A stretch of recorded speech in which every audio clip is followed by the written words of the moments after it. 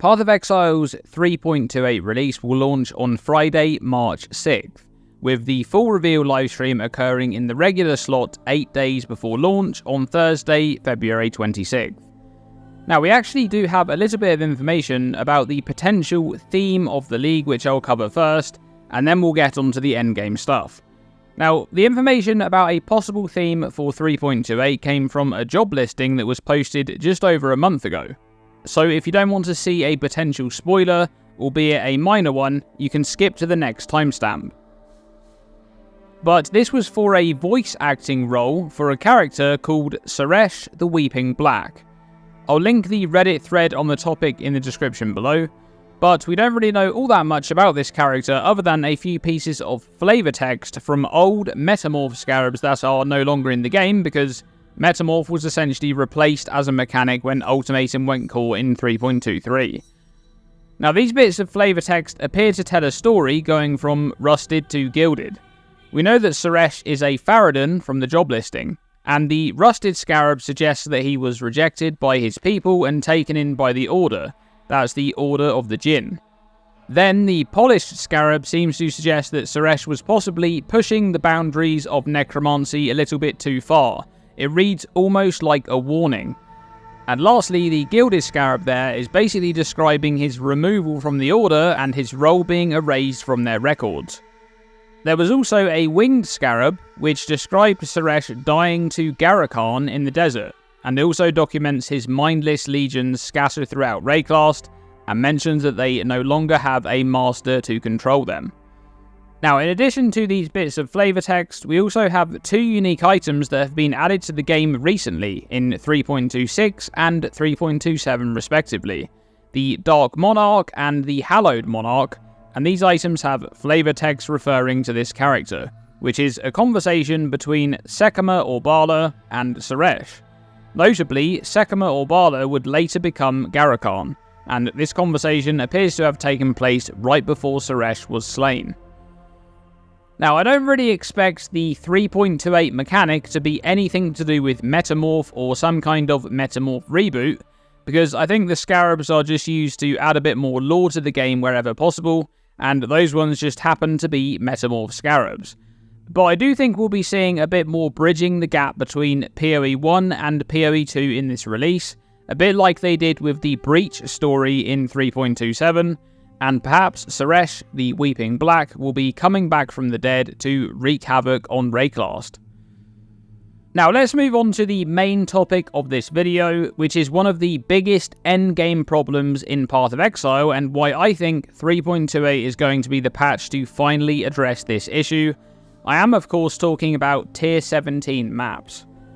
Tier 17s have been a problem since their original implementation back in patch 3.24 Necropolis League. Their original design goal was content that bridged the gap between normal pinnacle bosses and uber bosses. They were essentially supposed to be maps of varying difficulty based on their naturally rolled modifiers to challenge your character builds as a stepping stone from normal pinnacles to uber bosses. The maps would contain unique challenges in the form of Tier 17 exclusive monsters, bosses, and map modifiers, and slaying the bosses in these maps would yield fragments that are used to obtain access to uber bosses. However, prior to their addition, the method to access uber bosses was simply to allocate the relevant keystone on the Atlas passive tree. This would transform the instance of a normal pinnacle boss into the uber version, and this way of reaching the uber bosses stayed in the game for 6 straight leagues, from 3.18 Sentinel to 3.23 Affliction. But this solution had its own problems. Firstly, there was no appropriately difficult content between normal pinnacle bosses and uber bosses, which often felt pretty jarring going between the two because the difficulty jump was massive. It was hard to judge if your character was ready to face uber bosses or not. And on top of that, the fact that the access to uber bosses required the normal pinnacle fragments with the keystone allocated caused its own issues, because it felt like the fragments were essentially being wasted if you weren't running the uber versions of those encounters. These two issues were addressed in patch 3.24 with brand new Tier 17 maps, and changes that would split the normal pinnacle bosses and their uber counterparts with exclusive rewards and now requiring separate fragments to access the different encounters. But this introduced its own set of problems. To start with, Tier 17 maps at the beginning of patch 3.24 were unmodifiable. Their modifiers couldn't be changed in any way. So if you found a map with a particularly oppressive set of modifiers for your build, and if you didn't have a Scarab of Bisection at hand, you were out of luck. You can't run that map. And this was quite a big problem because the Tier 17 exclusive modifiers were very, very oppressive indeed. Now, as strange as this sounds, this was actually by design. It was intended that some Tier 17s would be inaccessible to some builds.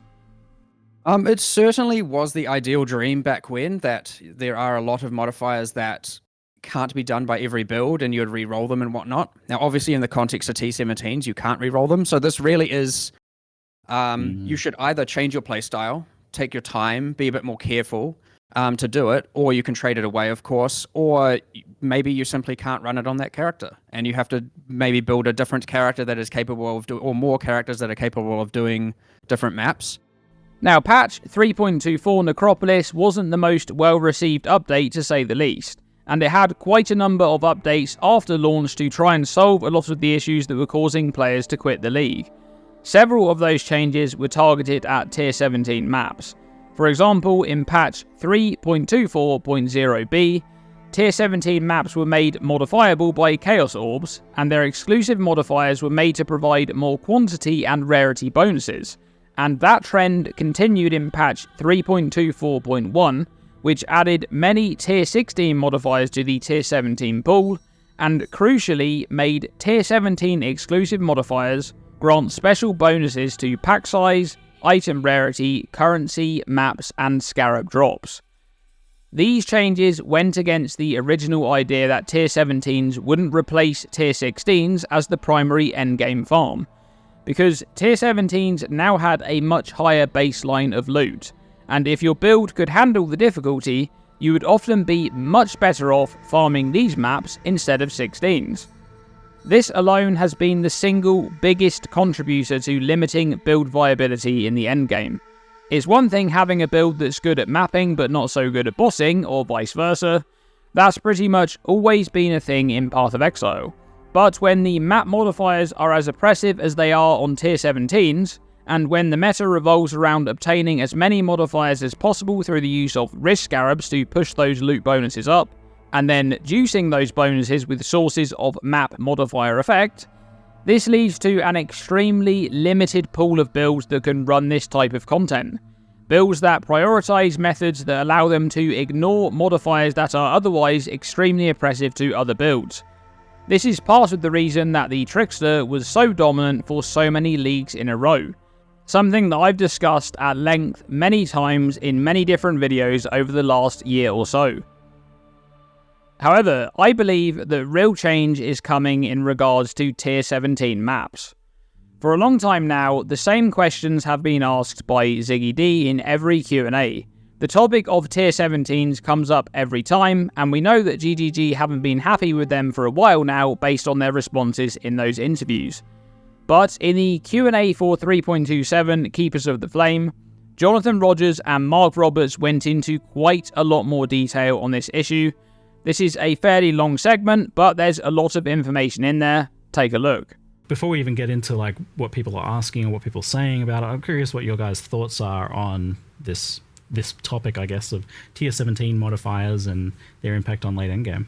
I mean, the main thing I'd say there, like just as an overall view on it, is that like T17s, there's this tension between, like, it is not a good place to be when there's a tension between what players are enjoying and what the thing we want to try and do is. Like, that's like a problem that needs to be resolved. So effectively, it's like, what T17s are supposed to do in theory is something that we want, which is to say, like, you know, that like you get something that you don't necessarily like want to have to play against, and like, you know, like you have to actually, and you have to deal with it or come up with a way to get around that.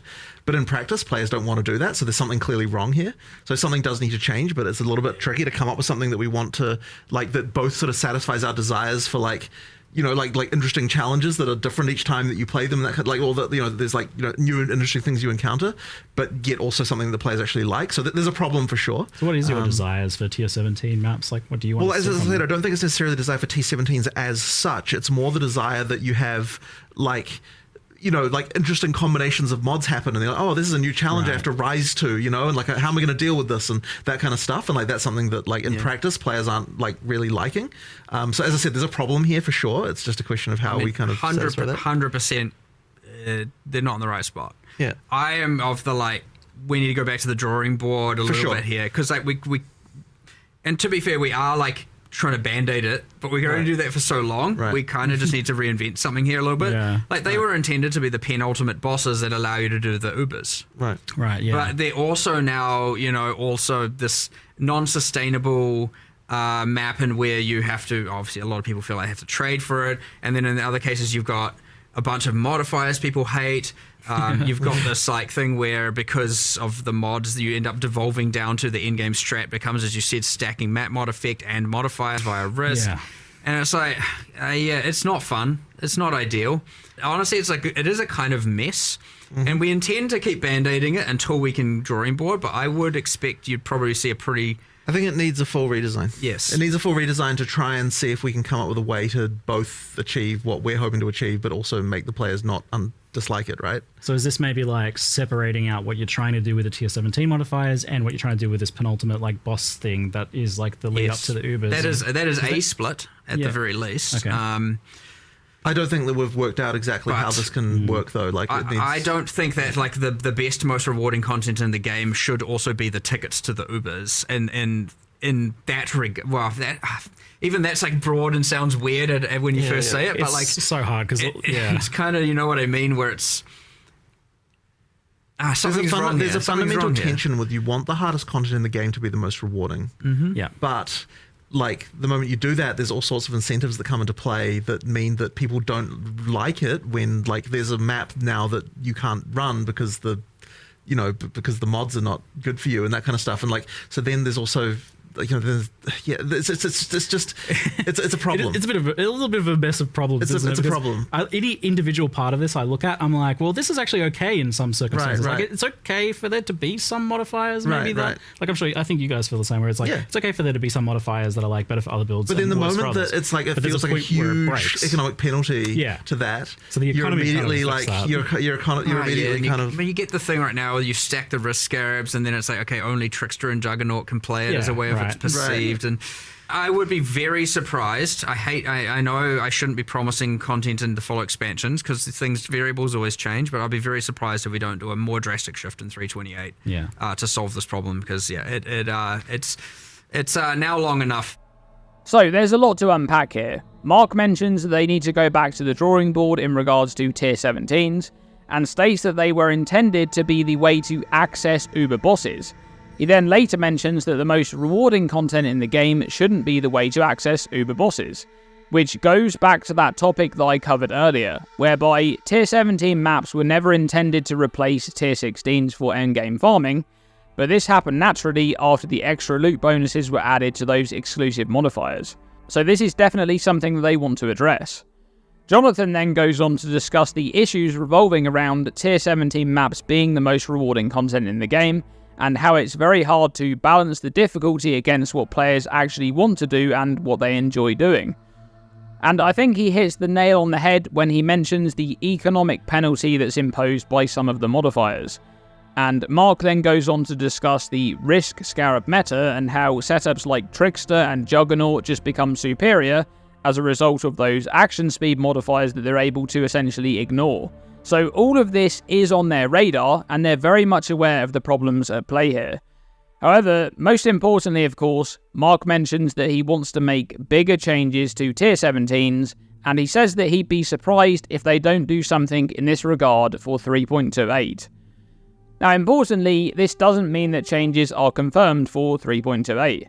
After all, we've had things from past Q&As that didn't really materialise, mostly due to circumstances changing the variable scope for updates, and what can and can't make it into said updates. But there's also an extra tidbit of information that may support these changes coming in 3.28. Yeah, from speaking to Octavian about the tier 17 modifiers as well, I can tell they're kind of weighing on him, like he really wants to do stuff with them. Now, unfortunately, I don't have any kind of recording of this because Octavian's stream VODs are turned off, but shout out to a moderator in my Discord, Chaos and Coffee, who mentioned the other day that he popped into Octavian's stream, and he said that he was hyped for what he was working on for 3.28.